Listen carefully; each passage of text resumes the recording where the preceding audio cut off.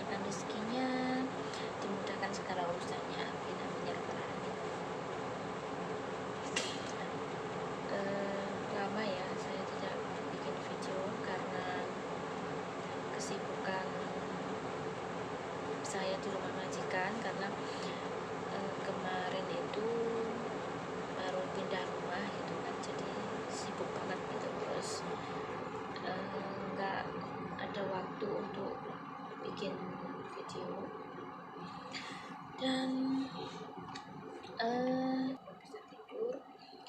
Saya masih di kamar, dan ini saya mengerjakan kristik ya, bulan sedapatnya gitu, sampai nanti capek terus rasa ngantuk baru tidur gitu ya, istirahat gitu.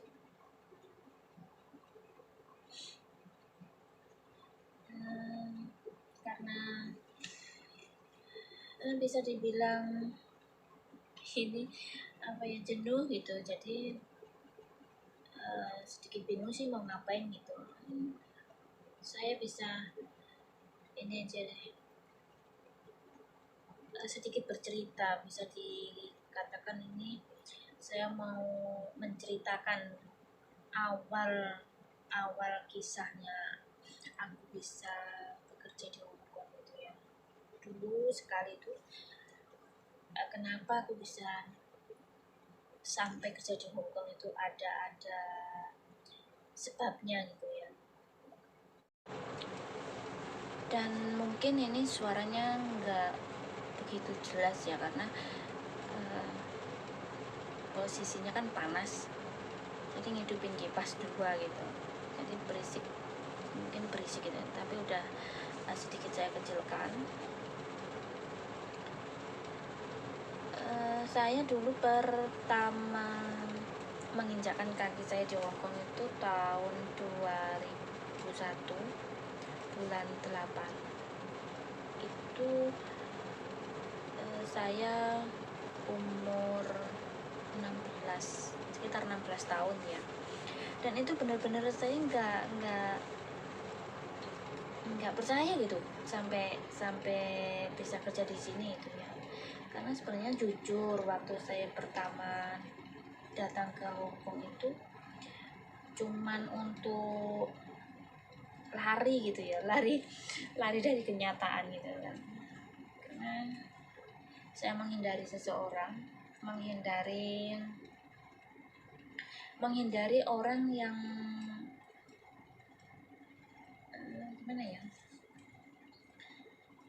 orang yang pada akhirnya tuh jadi suami saya, dan ternyata cuman bisa bertahan selama 11 tahun pernikahan saya dengan suami pertama saya gitu ya.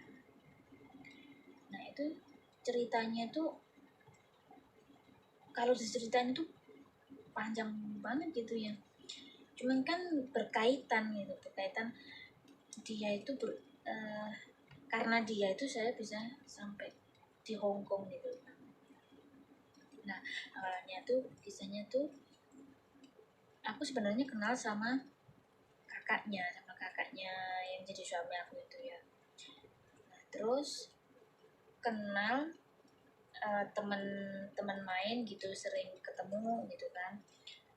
Cuman ya aku nggak ngeh kalau ternyata kakaknya itu suka sama aku gitu kan, suka sama saya gitu kan. Aku menganggapnya tuh ya teman gitu, udah anggap kakakku sendiri gitu kan. Nah dan ternyata dia suka sama saya, terus dia itu minta tolong sama tetanggaku untuk menanyakan aku lah, istilahnya kalau orang Jawa itu ngelamar gitu ya. Nah, tapi tetangga aku itu ngomong ke dianya, bilang gini, orang masih sekolah ya mbok nunggu nanti kalau udah lulus kan gitu ya. Waktu itu aku baru kelas 3 SMP ya, catur bulan 2 itu ya. Nah terus si kakaknya ini mungkin bisa dikatakan tuh frustasi gitu ya, atau kemana gitu ya. Nah, terus dianya pergi ke Jawa untuk menghindari sama untuk menunggu waktu nanti mikirnya dia pulang dari Jawa itu aku udah lulus gitu kan. Tapi ternyata setelah dia di Jawa, aku memang benar-benar nggak tahu ini, benar nggak tahu udah terjadi, terus udah jadi keluarga gitu kan. Nah terus kakaknya ini ke Jawa, dan ternyata setelah kakaknya ke Jawa ini, si adiknya ini langsung nyuruh tetanggaku yang lainnya gitu, lorong yang depannya gitu, nanyain nanyain ke orang tua aku bahasanya dia tuh suka sama aku, terus maunya tuh nikah gitu. Terus waktu itu aku kan ngekos sekolahnya ya, SMP itu kan ngekos karena jauh jaraknya itu kan dari rumah. Terus aku sama orang tua aku sama bapak aku tuh dijemput dari kos-kosan ya kan, terus diajak pulang, terus ditanyain gitu kan, diomongin bahasanya ada yang menginginkan aku gitu, ada yang ngajak nikah gitu kan. Waktu itu aku jawab sama orang tua aku bahasanya enggak, aku enggak mikir ke situ, belum belum mikir sampai ke situ, jauh, aku maunya sekolah gitu kan, aku maunya sekolah yang tinggi kan gitu. Terus orang tua aku ya jawabnya ini, oh ya udah kalau ibaratnya kalau jawabanmu seperti itu, nanti kalau yang disuruh itu pelantarannya itu kesini, nanti bapak bisa ngomong sama dia kan gitu. Nah, setelah itu aku kembali lagi ke kos-kosan. Waktu itu kan aku dijemputnya hari Kamis, hari Jumat aku pulang ke kos, aku terus sekolah kan. Terus Jumat, Sabtu aku tidur di kos, terus malam minggu itu orang cowok itu yang datang ke tempat kosku gitu kan, sama kakaknya. Terus awalnya sih ngobrol biasa gitu sih, akunya nggak begitu ngeles juga kan gitu. Terus semakin jauh ngobrol, terus ngomongnya itu dia mengarah ke yang terjadi, bahwasanya dia cerita, dia ngomong sama aku kalau dia itu suka sama seseorang, terus tapi dianya nggak tahu, tapi aku udah suruh orang untuk menanyakan gitu kan. Aku dalam hati gitu, loh kok ceritanya kayak kayak aku kan gitu, tapi aku cuma dengerin aja, pura-pura aja nggak tahu kan gitu. Terus kemudian cerita sampai panjang kali lebar ini ya, sampai malam, sampai jam 1. Terus aku kan nggak enak ya, karena kan aku posisinya kan ngekos ikut orang, terus jam segitu tak suruh pulang nggak mau pulang. Terus dia ngomong bahasanya yang aku ceritakan itu adalah kamu kan gitu, loh aku kan bilang gitu. Terus kayaknya gini, sekarang aku udah cerita, kamu udah tahu, terus jawaban kamu gimana kan gitu. Aku jawab, aku bilang, mas maaf ya, aku masih jauh angan-angan untuk membicarakan ibaratnya untuk arah ke pernikahan, aku pengennya sekolah kan, aku begitu. Terus dianya tuh setengahnya maksa gitu, enggak, dia bilang gini, biarpun nanti udah tunangan, kamu mau lanjut sekolah lagi nggak apa-apa, SMA kan gitu. Ya aku mikirnya percuma toh, ibaratnya aku sekolah tinggi, udah orang tua keluar modal banyak, udah waktu kesita banyak, ujung-ujungnya kalau lulus sekolah terus nikah kan percuma, pikirannya aku kan gitu. Terus aku bilangnya enggak, aku nggak bisa ngasih harapan, aku maunya mau sekolah gitu. Nah terus dianya kayak nggak terima, nggak suka gitu, aku nggak jawab iya. Memang maksa sih, tapi kan waktu itu aku masih belum bisa berpikir yang, ya maklum lah masih SMP gitu ya, belum bisa mikir yang dewasa mungkin ya. Terus isinya tuh takut karena gak didesak gitu, dipaksa gitu dia sama kakaknya kan.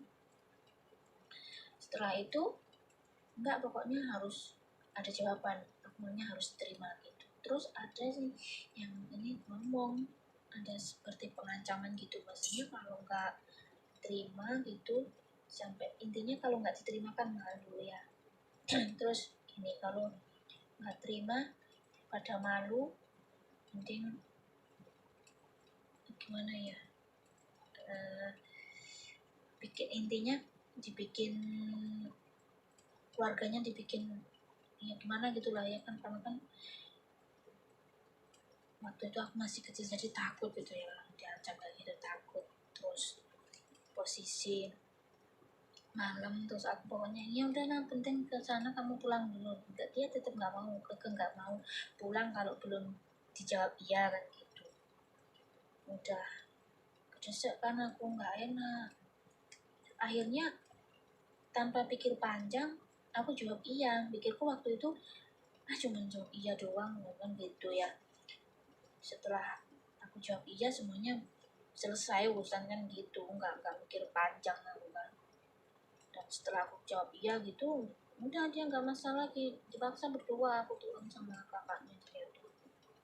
Oh intinya tuh ada pengancaman lah.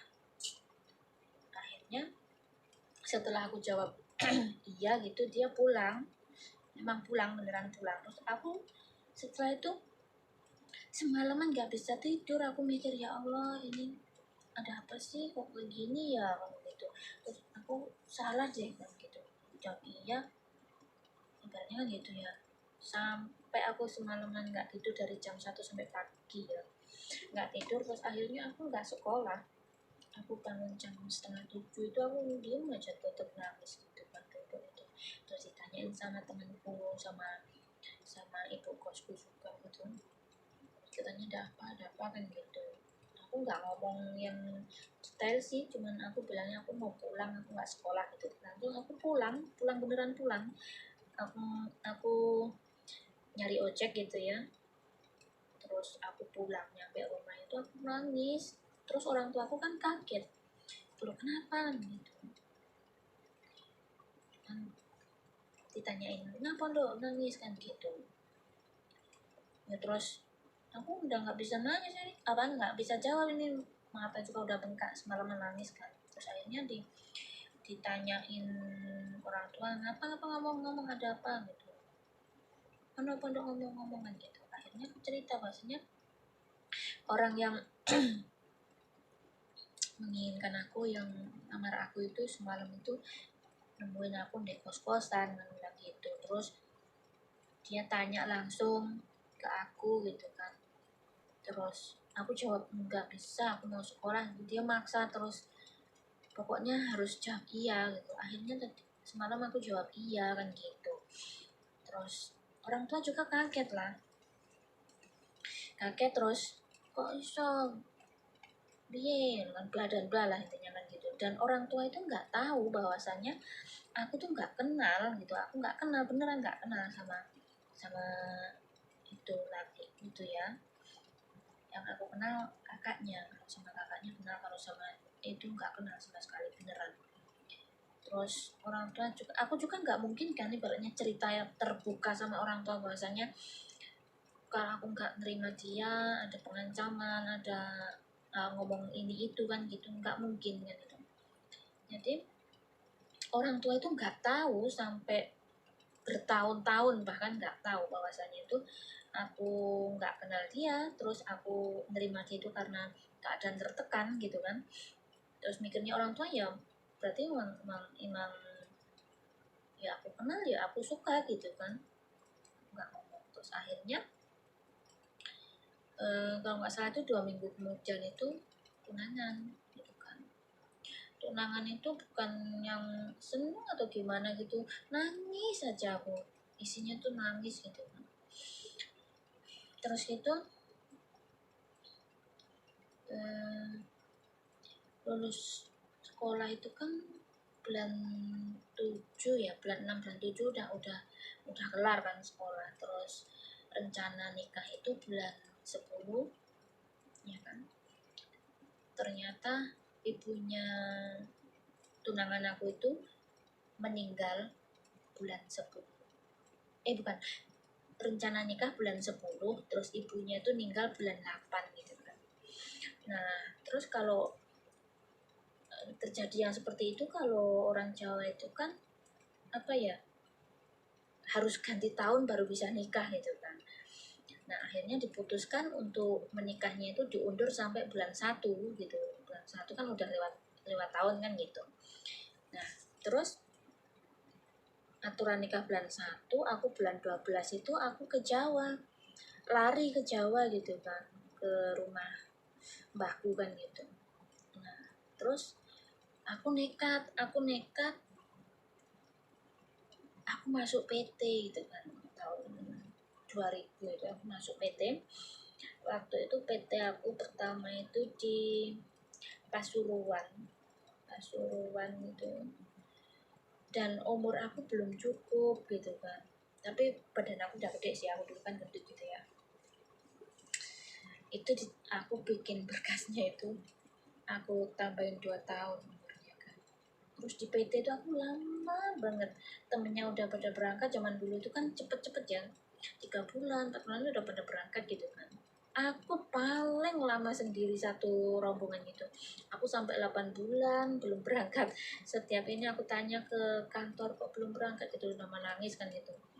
Nggak taunya itu ibaratnya tuh nambah umur, nambah ibaratnya digembleng gitu kan, diajarin kerja lah, bahasa apa segala macam gitu kan di PLK itu kan. Dan memang benar-benar aku nggak bisa kerja sebenarnya, itu bukan apa ya, tujuan utama untuk kerja, enggak sebenarnya. Yang penting aku menghindari gitu loh, jujur untuk menghindari sih sebenarnya kan gitu. Kan pikirku siapa tahu dengan aku seperti ini pergi, nantinya dia tuh nikah sama orang lain kan gitu ya.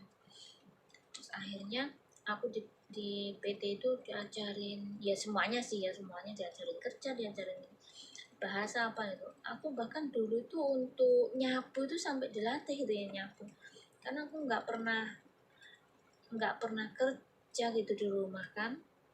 Terus misalkan di kos juga itu aku nggak pernah kerja, ada teman-teman gitu yang ngerjain gitu. Terus akhirnya aku berangkat itu visa aku udah turun. Terus aku nggak ngerti ada apa gitu ya, bibi aku itu ke PT. Terus aku dipanggil orang kantor, katanya aku disuruh lah, diizinkan untuk pulang. Padahal waktu itu untuk pulang itu nggak gampang prosesnya itu kan. Dan waktu itu bibi aku itu tinggal jaminan itu BPKB mobil itu 2 ya, baru bisa dibawa pulang gitu. Dan aku tanya ada apa sih kan gitu, karena kalau udah turun visa itu udah susah banget gitu ya. Akhirnya aku tanya ke kantor, nggak dijawab ya, pokoknya udah pulang aja, nggak apa-apa pulang sebentar. Terus tanya ke bibiku juga nggak dijawab, ada apa sih kan gitu, nggak dijawab. Terus tahu-tahu itu aku pulang itu ya, itu aku diajak ke rumah sakit gitu. Terus aku tanya sama bibiku gini, "Loh ini Manya mau kemana sih?" Aku bilang gitu. Bibiku bilangnya, udah melok nemui temen di rumah sakit, lagi sakit kan gitu. Ya udah aku nurut aja tuh. Dan ternyata ketika nyampe di bangsal itu ya, di ruangan rumah sakit itu, sampai aku jalan itu sampai ke yang paling pojok itu, tetap nggak tahu ini sebenarnya mau mau nemuin siapa sih kan gitu. Dan ternyata ketika udah mentok nyampe yang paling ujung, bibiku itu apa, nepuk orang yang lagi tidur gitu ya, diimpus gitu kan, ditepuk gitu kan kakinya, dan noleh. Ya Allah alangkah kagetnya, ternyata itu bapakku itu loh. Ya Allah aku nangis bener sampai yang gak kuat gitu. Terus aku tanya, ini kenapa sih, maksudnya gimana kan, aku bilang gitu, ngomong cowok tadi, ini anak opo sih, anak opo jangan gitu. Terus aku nangis, bapakku nangis.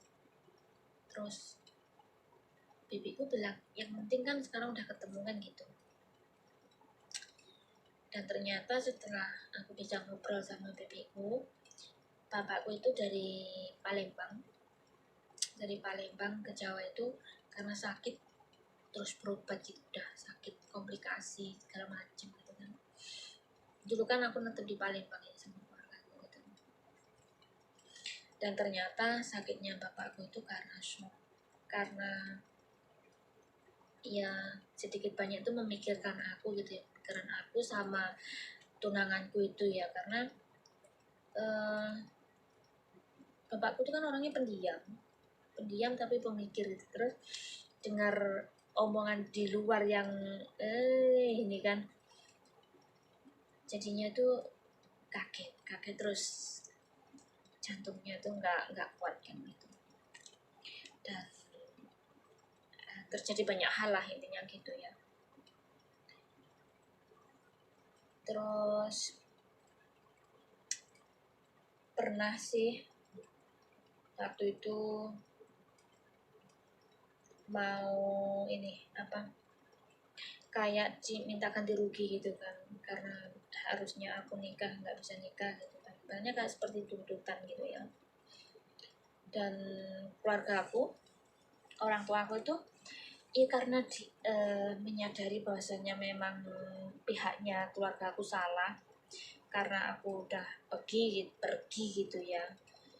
Jadi ya berusaha sebisa mungkin itu untuk memenuhi tuntutannya gitu kan waktu itu. Dan dikasih tempo, kalau nggak salah itu 2 minggu, 1 bulanan lah ya. Terus ketika udah siap apa yang dimintain itu, ibaratnya minta ganti rugi itu kan kayak denda gitu ya. Ternyata ketika yang pelantarannya keluarga aku pas menerima lamaran itu mau silaturahmi, mau menyerahkan apa yang jadi tuntutannya itu, terus bilangnya nggak jadi, intinya tetap mau aku kembali kan gitu. Dan itu udah nggak mungkin yang jelas, karena mungkin ibaratnya udah kepalangan basah gitu ya. Terus visaku juga udah turun gitu kan. Ya bisa sih sebenarnya untuk nggak jadi berangkat, tapi kan udah terlanjur, ibarat orang udah nyemplung ya udah sekalian nyemplung kan, aku bilang gitu. Akhirnya aku tetap berangkat. Waktu itu aku mikirnya bukan yang gimana sih, waktu itu ketika aku udah tahu bahwasanya bapak aku tuh sampai ke Jawa untuk berobat seperti itu, terus aku harus berangkat gitu, berat banget gitu. Aku terus ngomong sama ibu bahwasanya udahlah aku nggak jadi berangkat lah kan gitu. Terus mau ngomong sama kantor juga, terus akhirnya bapak aku itu menguatkan gitu loh, apa yang ibaratnya apa yang sekarang kamu jalani ya udah lanjutkan, gak apa-apa kan gitu, tapi semua keputusan ada di kamu kan gitu. Akhirnya aku pikir-pikir gitu, aku ya Allah berat banget ketika aku mau meninggalkan, mau terbang gitu ya, terus gimana orang tua aku kan gitu. Akhirnya ya udah bismillah, nekat kan aku bilang gitu. Akhirnya aku jadi berangkat bulan 8 tahun 2001 ya. Terus dari semenjak bapak aku di Jawa berobat itu, terus nggak pulang ke Palembang sampai sekarang tuh. Nah waktu itu ibu aku sama adik aku 2 itu masih di Palembang, adik aku masih kecil-kecil ya. Terus akhirnya 1 tahun kemudian ibu aku sama adik aku nyusul ke Jawa, jadi pulang semua ke Jawa, dengan yang di Palembang itu cuma ditinggal aja gitu. Akhirnya di Jawa, terus sebelum ibu aku pulang ke Jawa itu bapakku tinggal sama mbahku kan gitu, dirawat sama mbahku sama bibi gitu. Terus akhirnya semuanya pulang ke Jawa, terus aku bekerja. Kalau zaman dulu itu kan nggak belum secanggih sekarang ya, kayak HP apa gitu ya. Dulu HP-nya masih telulit gitu kan, dan misalkan telepon itu aja masih ke wartel gitu kan, terus masih kirim surat kan gitu. Jadi selama 3 tahun itu aku nggak pernah connect sama sekali sama tunanganku itu ya. kesempatan lah ibaratnya, nggak bisa connect gitu. Terus mikirnya aku gini, mudah-mudahan lah dengan seperti ini dia jadi lupa sama aku terus nikah gitu. Memang itu yang aku harapin waktu itu kan. Tapi ternyata dia tetap nungguin gitu, nggak nikah kan. Terus akhirnya ya aku mikir ya 3 tahun tanpa kabar, nyatanya dia tetap nungguin. Terus terkadang dia ke Jawa gitu ya, ke rumah orang tua aku gitu kan, silaturahmi. Akhirnya aku 3 tahun itu aku kan nggak pulang. Terus aku ambil cuti, dan sebelum aku cuti itu aku kirim surat sama tunanganku. Aku bilang bahasanya aku mau cuti, kamu ke Jawa kan gitu. Ya udah, terus dia ke Jawa. Terus pikir aku nikah lah. Intinya aku merasa bahasanya ternyata dia nggak nikah, berarti emang jodoh aku. Terus aku cuti, ayo nikah. Terus aku balik lagi kerja kan gitu. Setelah pernikahan itu terjadi, aku kerja, intinya pisah kan gitu. Andai kata terjadi hal yang tidak baik, yang tidak diinginkan, ya udah, yang penting aku udah lepas tanggung jawab. Yang penting dari pertunangan sampai pernikahan itu udah gitu. Dan ketika aku menikah itu pun, nikahnya kan di Jawa ya, semua berkas itu apa nyusul kan gitu. Waktu nikah itu orang tua aku nggak tahu, karena bapak aku kaget lagi, sakit langsung ngejut gitu. Waktu aku masih kerja belum nikah itu kan, bapak aku keluar masuk rumah sakit gitu kan. Dan ketika itu aku mau nikah, bapak aku kaget langsung kumpat gitu ya, langsung masuk rumah sakit. Jadi aku nikah itu nggak tahu. Dan untuk berkas-berkasnya mungkin karena ada yang kurang, jadi nggak nikah aku sama tunanganku. Tunanganku itu ngurus ke KUA, terus tahu-tahu dia pulang udah terus bilang katanya udah nikah gitu aja, udah dapat surat gitu juga kan. Terus akhirnya setelah nikah aku di rumah itu cuti sekitar 3 mingguan. Akhirnya aku kembali lagi untuk bekerja, untuk melanjutkan kontrak. Terus pikirku waktu itu nambah lagi gitu, nggak cuman ngabisin kontrak yang tersisa gitu kan. Aku lanjut sama Jarum. Terus akhirnya aku berangkat, suami aku itu pulang ke Palembang gitu untuk keluarganya. Terus aku kan yang kontrak kedua itu aku kan ganti majikan ya, itu masih 10 bulan. Dan ternyata di situ ada kejadian, anak aku yang aku ngomong itu pas main ke taman kecelakaan, dia jatuh. Ini tumitnya ini sampai berdarah, sampai apa, dagingnya tuh kelihatan gitu. Jadi aku takut nangis terus itu kan. Terus sampai dikasih obat penenang sama bosku itu, tapi masih takut gitu. Terus aku bilang aku minta pulang aja kan gitu. Terus mereka semua tertawa gitu, dan orang udah sembuh nggak apa-apa kok, udah nggak, jangan takut kan gitu. Terus akhirnya aku cuman ngabisin kontrak aja kan, cuman 10 bulan. Terus aku di situ selama 10 bulan itu nggak tenang gitu, kerja nggak tenang, pikiran nggak tenang, isinya itu cuman pengen pulang aja gitu kan, kayak ada apa sih ini kan gitu ya.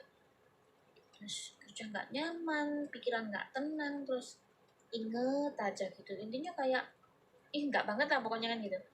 Ya udah, terus akhirnya aku memutuskan daripada kayak gini kerja nggak nyaman, ya udahlah pulang aja kan aku bilang gitu. Akhirnya 10 bulan itu aku terus pulang itu langsung aku ke Palembang, ke rumah Palembang, ke rumah suami gitu ya, tanpa pulang ke Jawa.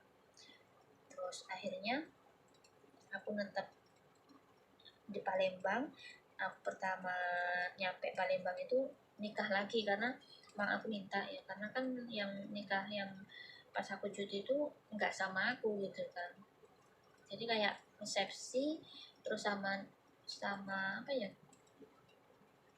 ngumpulin keluarga lah, setidaknya kan aku kenal sama keluarga besarnya kan gitu.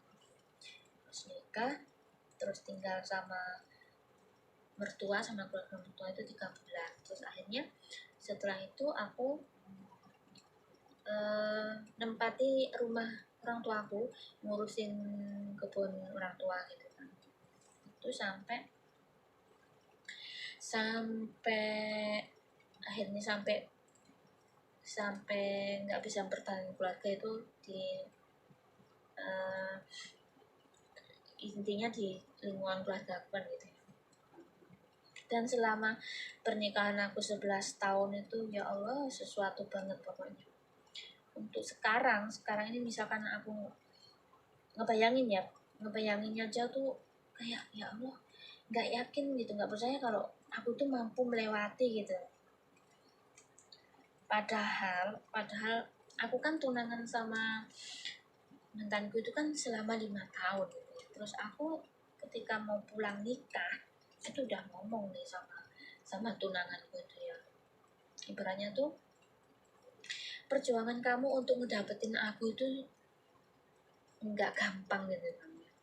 Terus kita lihat aja dari keluarga aku lah kayak gimana kan, ibaratnya karena kamu, intinya karena kita, keluarga aku itu jadi berantakan, bapak aku jadi kayak gitu kan, bilang gitu. Jadi setidaknya itu khususnya kamu dan kita lah, ayo hati-hati kan, bilang gitu.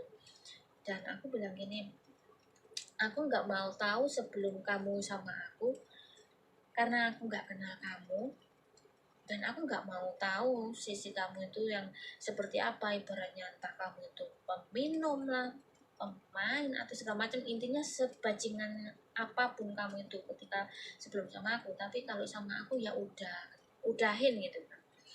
Terus emanen aku kan gitu, ilingo kan ya, ingat tuh perjuanganmu untuk dapetin aku tuh butuh waktu, butuh perjuangan yang nggak gampang.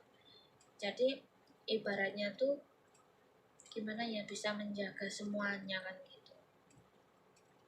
Terus dia jawab iya sanggup kan gitu. Terus aku pikir dia bisa menepati janjinya, menepati omongannya gitu ya. Tapi ternyata apa, setelah nikah belum ada 4 tahun anakku yang pertama itu mau ulang tahun gitu. Dan aku memang nggak bisa memang wajib gitu ya, wajib setiap lebaran itu 2 tahun sekali akan mudik ke Jawa, ke orang tua ya.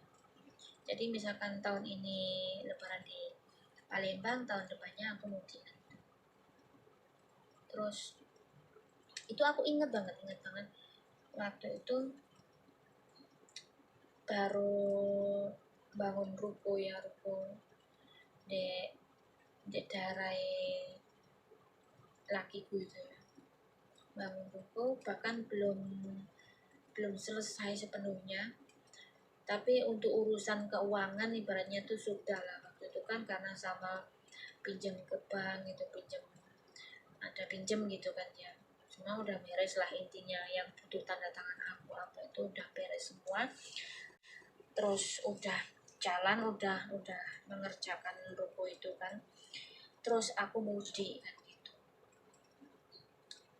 mudik, dan ternyata memang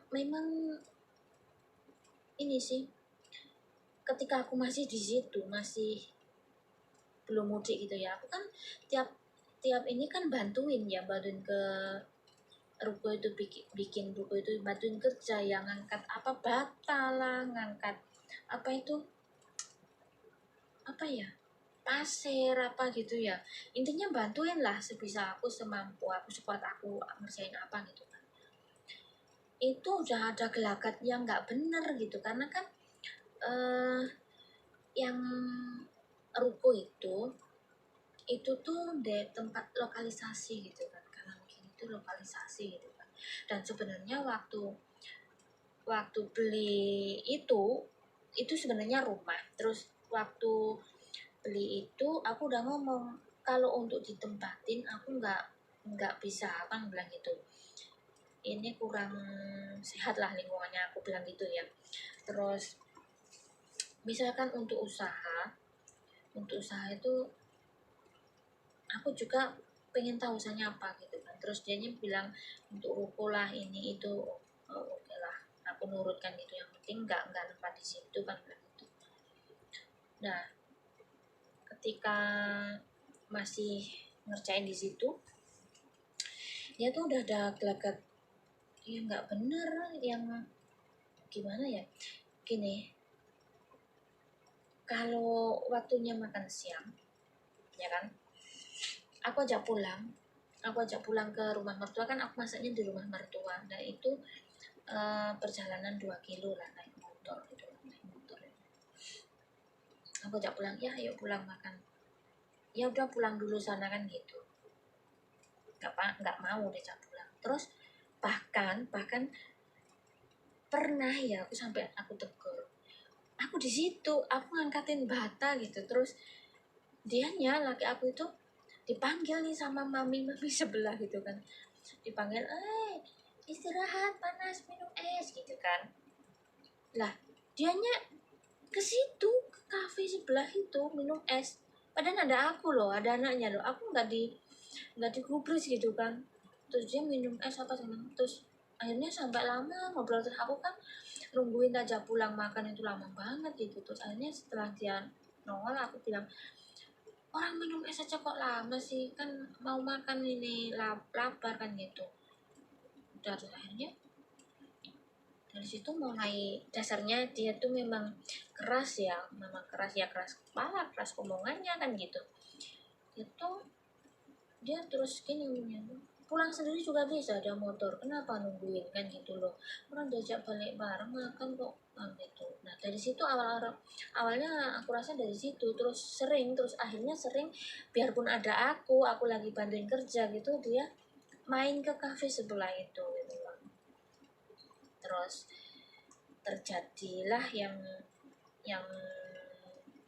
yang nggak seharusnya terjadi gitu ya. Waktu itu udah, aku rasa udah cukup untuk masalah urusan yang butuh aku gitu kan.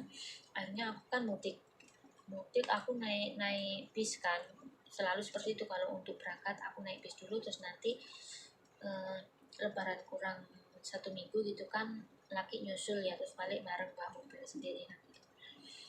Nah itu pokoknya mulai nggak bener deh gelagatnya kan. Aku berangkatnya ke Jawa itu dari rumah mertua.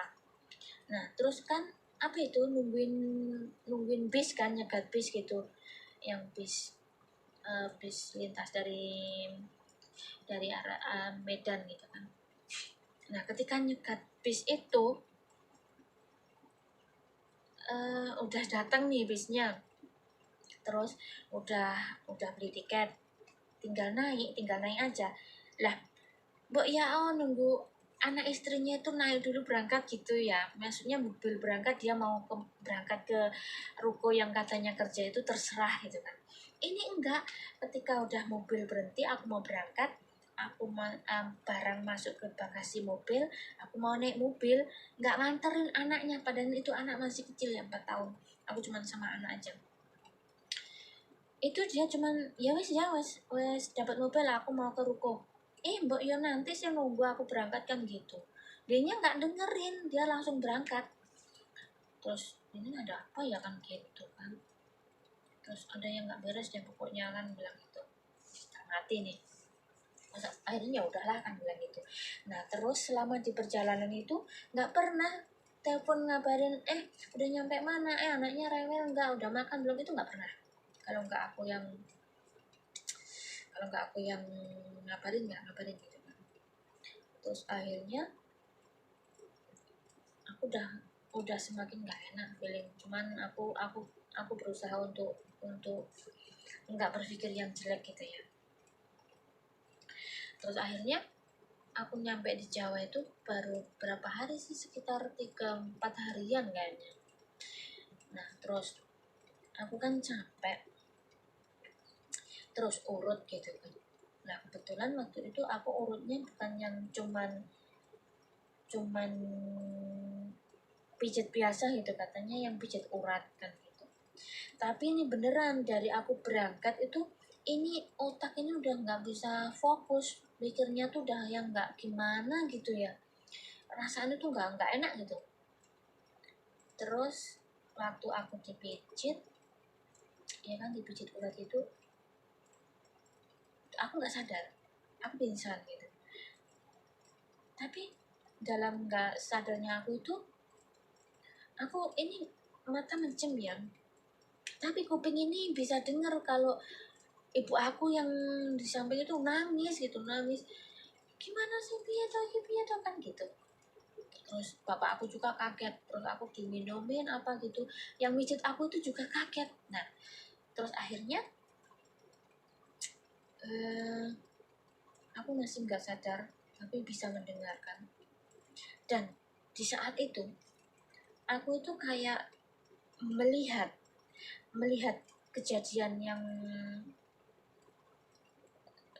kejadian apa ya. Oke lah, nanti aku lanjut ceritanya karena ini udah malam. Jadi next part selanjutnya. Oke, terima kasih untuk teman-teman semuanya yang udah mengikuti, yang sudah menonton dan mendengarkan cerita saya, sedikit dari cerita saya ya. Nanti insya Allah ada cerita selanjutnya. Ini baru awal ya, baru awal dari sebuah prahara keluarga aku gitu ya. Insya Allah nanti akan saya lanjutkan ceritanya. Dan semua yang saya ceritakan itu semuanya nyata-nyata benar-benar terjadi ya, nggak aku tambahin. Insya Allah benar-benar terjadi sama aku. Jadi kisah aku selama 11 tahun ya, awal mulanya kenapa aku bisa kerja di Hong Kong gitu ya, dan pernikahan aku selama 11 tahun.